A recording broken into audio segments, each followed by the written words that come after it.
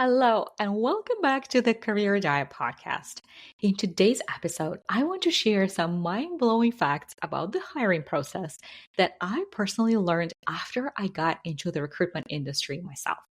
Now, when I was planning this episode, initially I thought would cover 4 or 5 major things that I learned. But as I was diving into everything that I've learned and looking back at my experience, I realized, wow, we have over a dozen key pieces to go over here.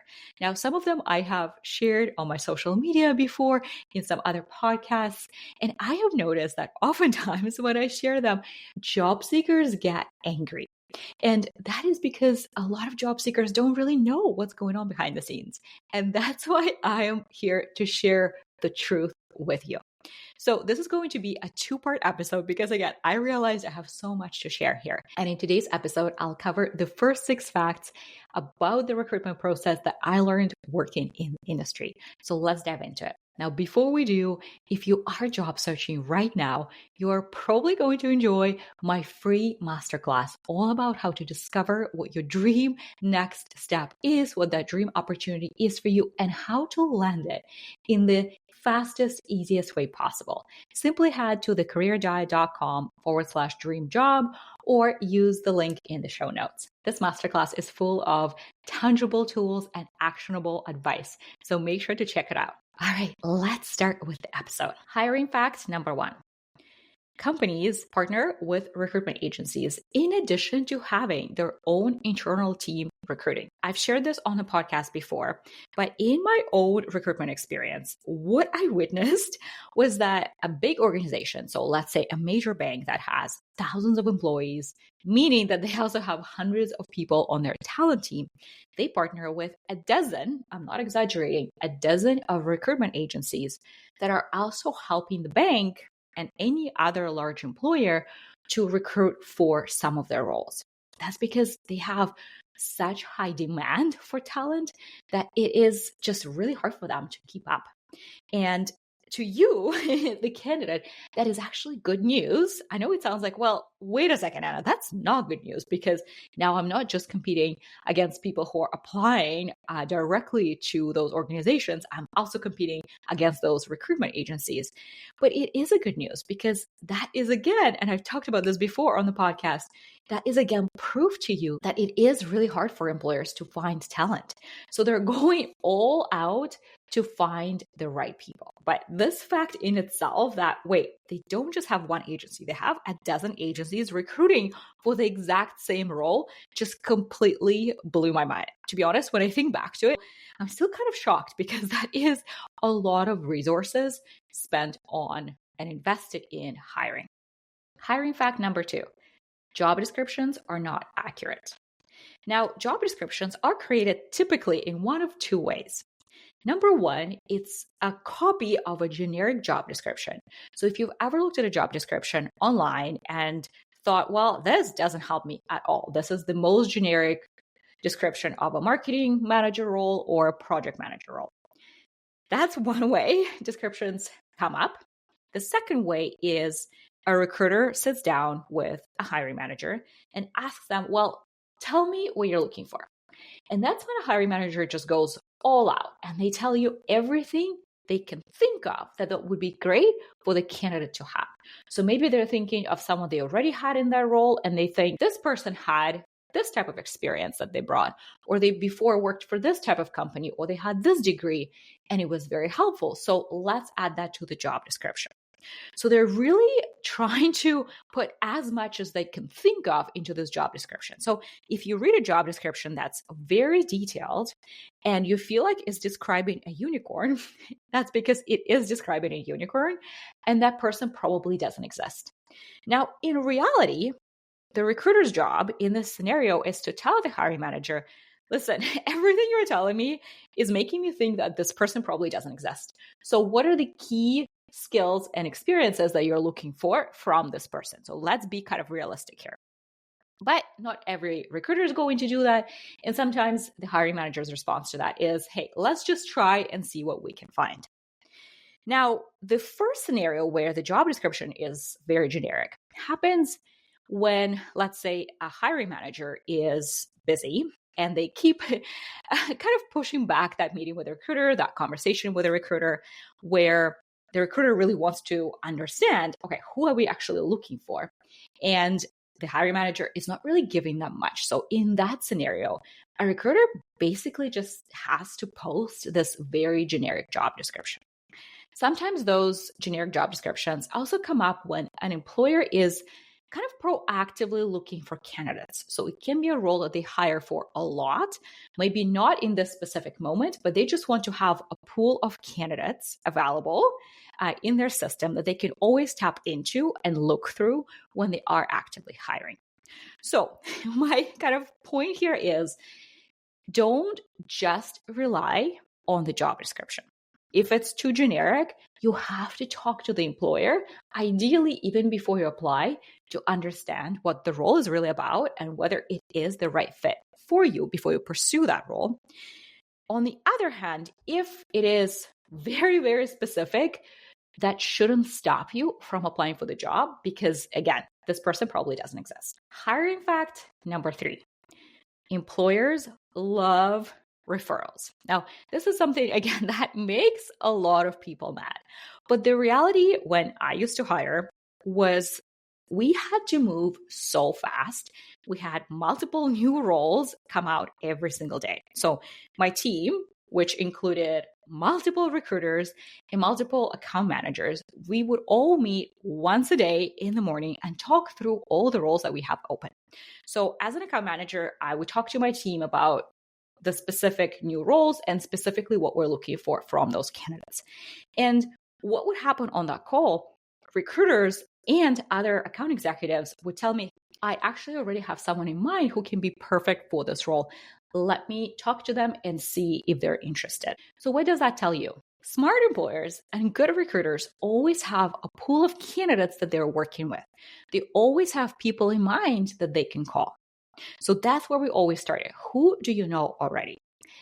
The next step would always be to call our past hires in similar roles and ask them if there is anyone that they know who would be a good fit for the role. Because chances are, if we're hiring for a similar role, they came from a similar function, similar company, and they know other people who can be interested. Our next step would be to proactively go on LinkedIn and headhunt for the very specific people that we were looking for.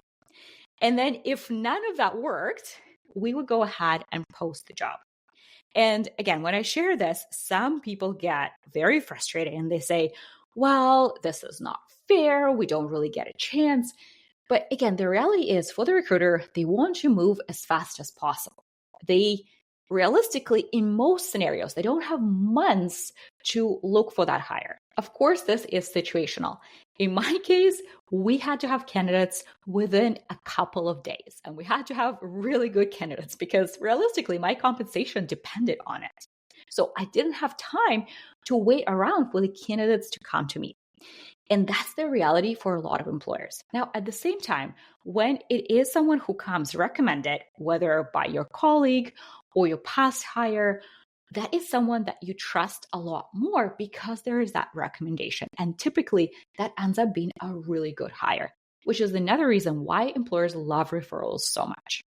Now, I know that some people will immediately think, well, that's not how it works in my company. We always post new jobs. We have to do that. And that is often the case. However, oftentimes when that role is posted, the employer already has a number of people that they know that they're already talking to and meeting with.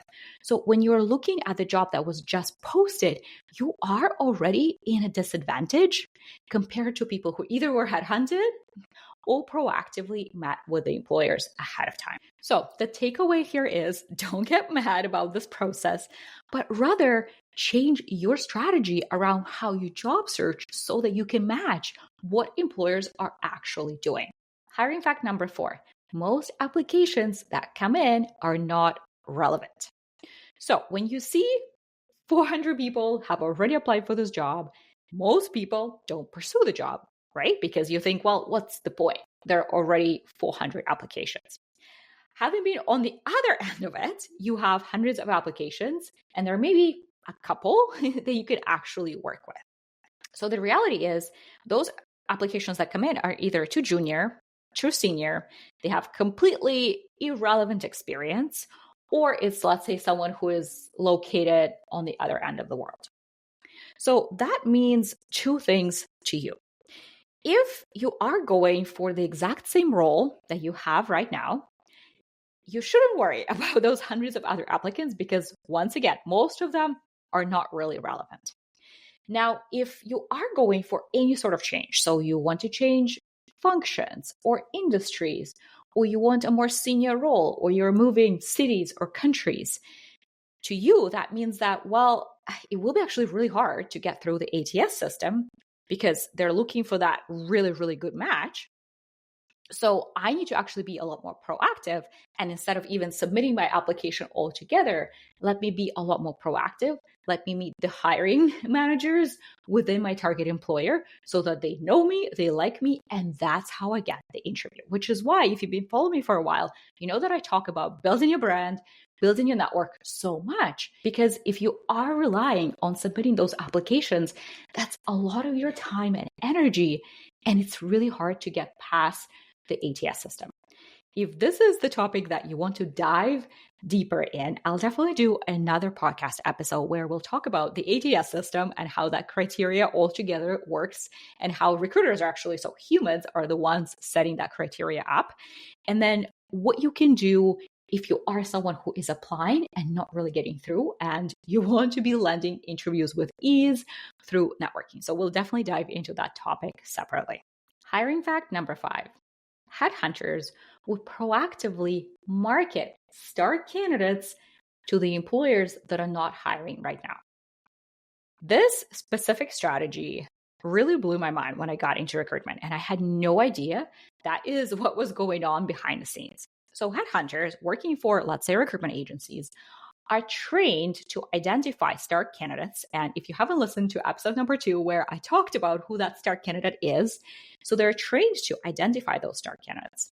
The second they do, they know, oh, this person's good. They're going to be snatched by an employer very quickly. Because they're so good, I want to be involved in their hiring. I want to have a connection with them. I want to have a relationship with them and help them get placed now and really for the rest of their career. So a good headhunter asks that star candidate everything they're looking for and thinks, you know what, this candidate would be good for this team that I know or for this hiring manager that I know. I actually used to do that too. I used to hire a lot for, as I've talked about this before, for a big bank. And a lot of candidates that we had to look for were in risk management. So I always wanted risk analysts. And the second I would find a good one, I would call my hiring managers, even if they were not hiring just yet, and tell them about this amazing candidate. Because again, for the hiring manager, they also know that it's really hard to find that great person. And the second the hiring manager hears about this amazing candidate, they start thinking, where can we place them?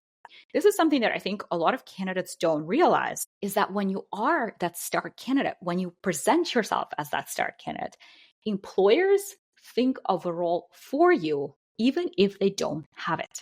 Hiring fact number 6. Employers are assessing every single little detail from the second they start talking to you. In recruitment, we were trained to pay attention to everything, to the way someone answers your emails, to the way someone answers your phone. So quite literally the way you say hello.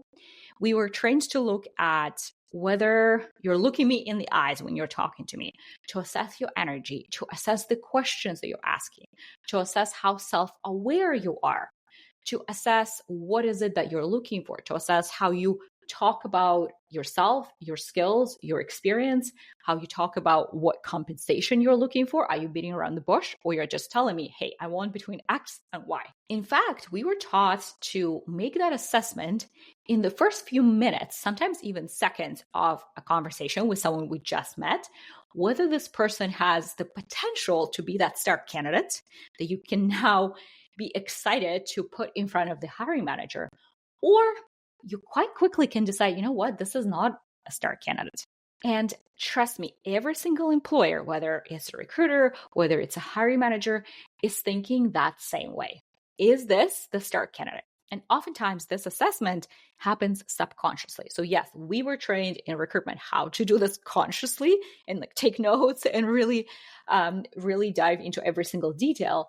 But hiring managers often just do this subconsciously. So you have to be very mindful of what you say, how you say it, at what time, and how you show up during your recruitment experience. So today we covered 6 facts that really surprised me when I got into recruitment. We talked about how recruiters proactively market candidates to the employers, and we talked about how employers are assessing every single detail from the second they are interacting with you.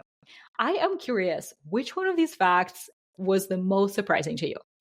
Let me know. Reach out to me on Instagram at The Career Diet or on LinkedIn under Anna Beleva, or you can also search for The Career Diet and you will find me. This was part 1. I have another 6 facts prepared for you in the next episode. I'll see you there.